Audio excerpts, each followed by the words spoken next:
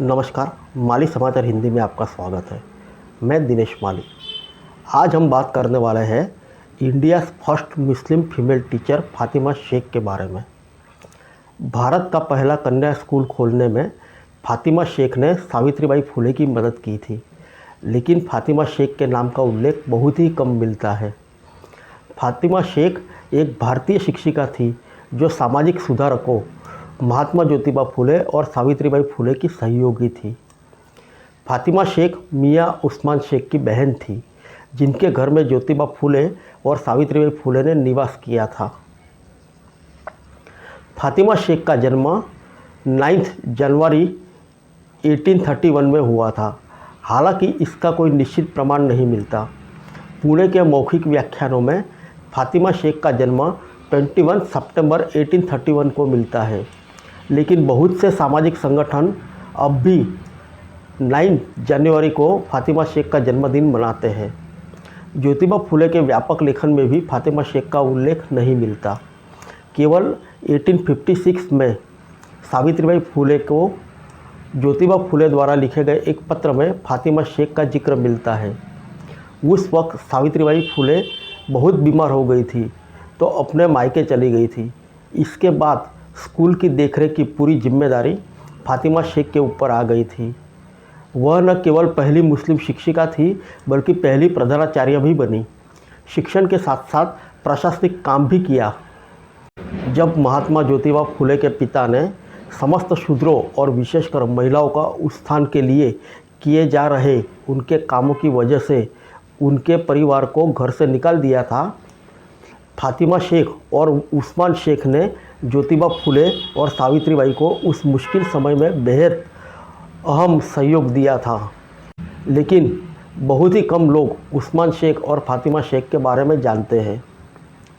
वह आधुनिक भारत की पहली मुस्लिम महिला शिक्षिकाओं में से एक थी, जिसने फुले की स्कूल में शूद्र बच्चों को शिक्षित करना शुरू किया। जब सावित्रीबाई फुले ने महिलाओं और उत्पीड़ित जातियों के लोगों को शिक्षा देना शुरू किया तो स्थानीय लोगों द्वारा उन्हें धमकी दी गई तथा उनके परिवार के सदस्यों को भी निशाना बनाया गया।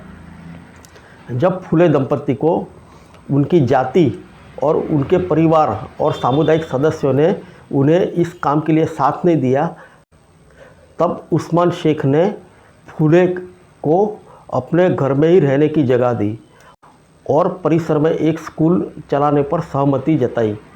1848 में उस्मान शेख और उनकी बहन फातिमा शेख के घर में ही स्कूल खोला गया था।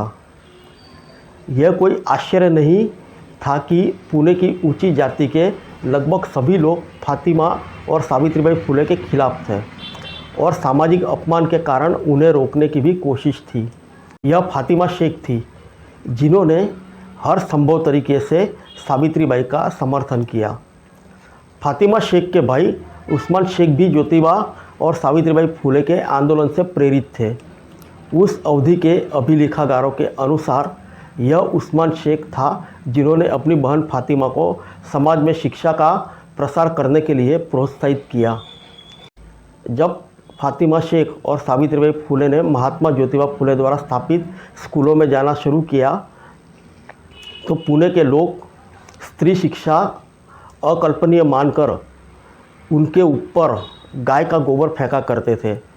ऐसे समय में जब देश में सांप्रदायिक ताकतें हिंदू मुसलमानों को बांटने में सक्रिय हो, उस समय फातिमा शेख के काम को मुस्लिम समाज में कितना समर्थन मिला यह कहना मुश्किल है, लेकिन हालात के मद्देनज़र ये कहा जा सकता है कि उन्हें भी विरोध का सामना करना पड़ा होगा।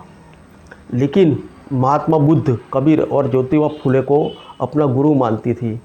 दरअसल फातिमा सभी समतामूलक विचारों से अत्यधिक प्रभावित थी। ज्योतिबा और सावित्रीबाई फुले के योगदान को तो इतिहास में दर्ज किया गया, लेकिन शुरुआती लड़ाई में उनके साथ सहयोगी रही फातिमा शेख और उस्मान शेख का उल्लेख न हो पाना दुखद है।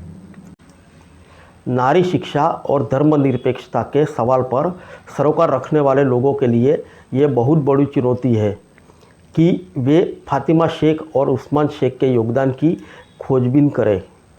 स्त्री मुक्ति आंदोलन की अहम किरदार रही फातिमा शेख पर शोध की ज़रूरत है। इतिहास में बहुत कुछ मौन और दबा हुआ है। फिर मिलेंगे नेक्स्ट वीडियो में अन्य किसी विषय के साथ। तब तक के लिए इजाज़त दीजिए। नमस्कार।